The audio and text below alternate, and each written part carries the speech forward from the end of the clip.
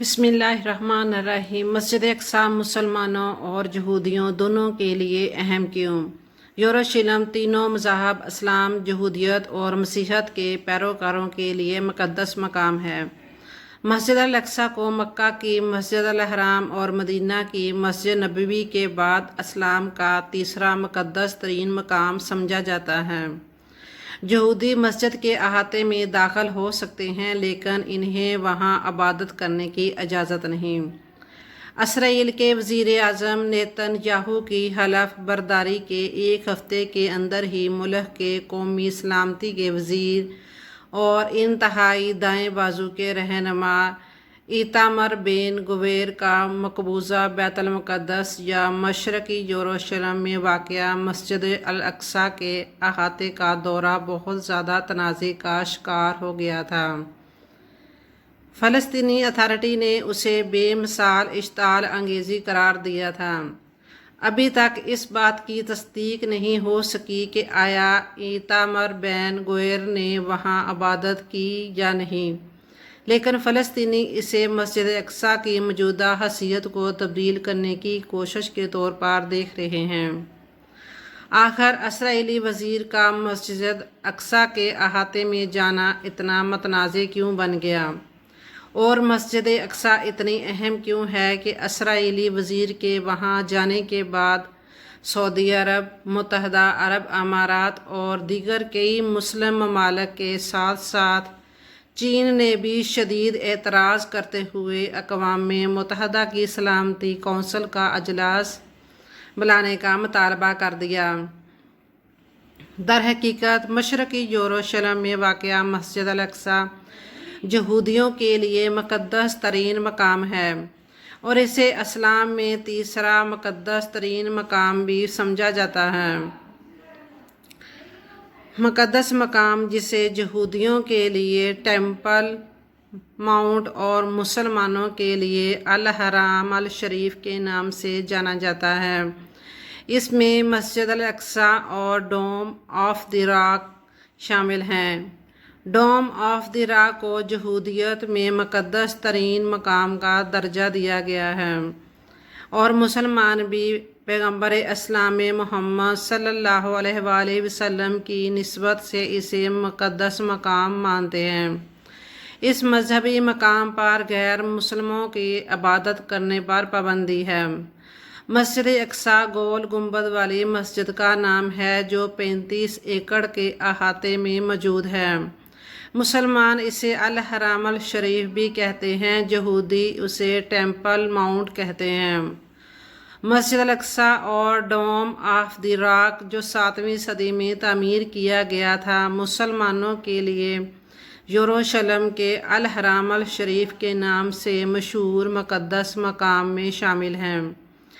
ख्याल किया जाता है कि पैगम्बर इस्लाम मोहम्मद सल्लल्लाहु अलैहि वसल्लम जहाँ से मिराज पर गए थे।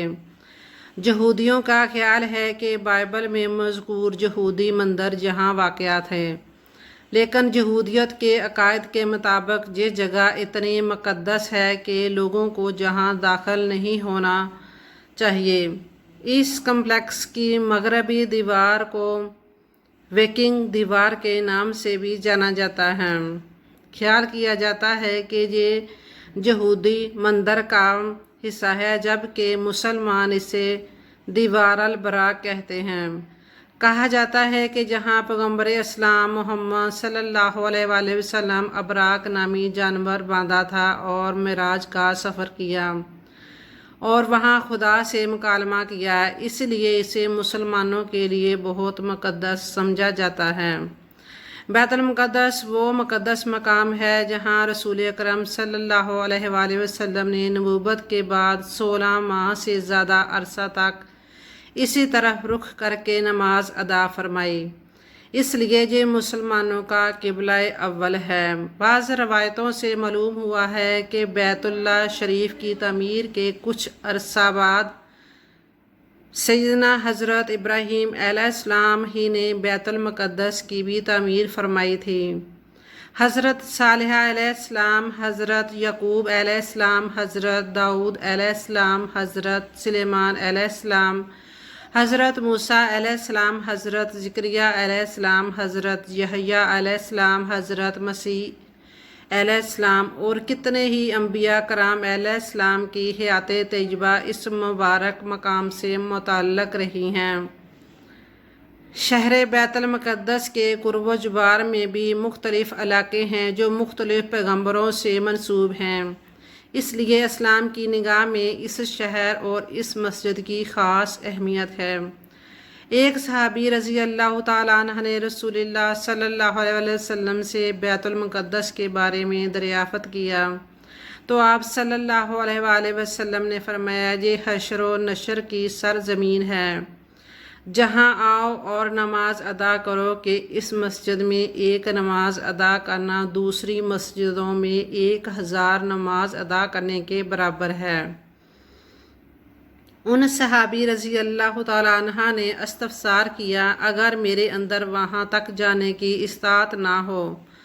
آپ صلی اللہ علیہ وسلم نے ارشاد فرمایا، کم سے کم تیل کا ہدیہ ہی بھیج دو جو وہاں چراغ میں کام آئے۔ اسلام سے پہلے یہ شہر بار بار تاراج کیا جاتا رہا، خاص کر 6 صدی قبل مسیح بابل کے حکمران بخت نصر نے اس شہر اور اس کے مقدس مقامات کی جس طرح اینٹ سے اینٹ بجائی اور 1,00,000 یہودیوں کو قید کر کے بابل لے گیا، وہ تاریخ کے اہم واقعات میں سے ایک ہے۔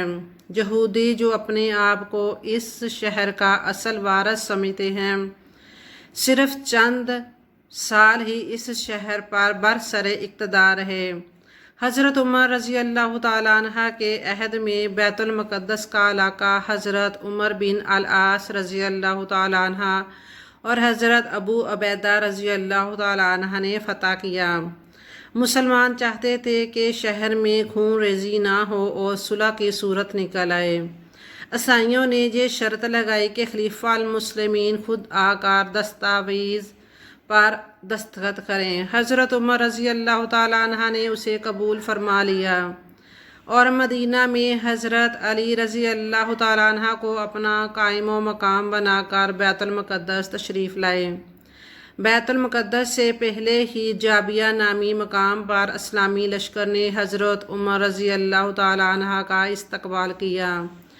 وہیں عیسائی رہنما بھی آگے اور معاہدہ صلح کی تحریر عمل میں آئی۔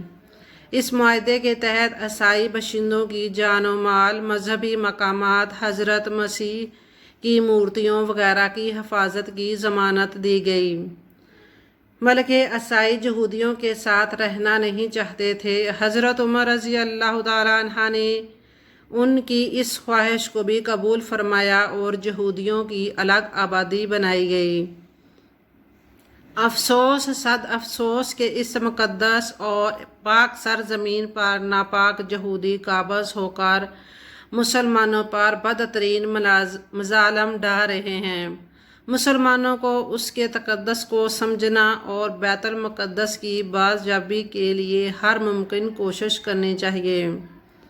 بلا شبہ یہ ایک دینی اور مذہبی فریضہ ہے۔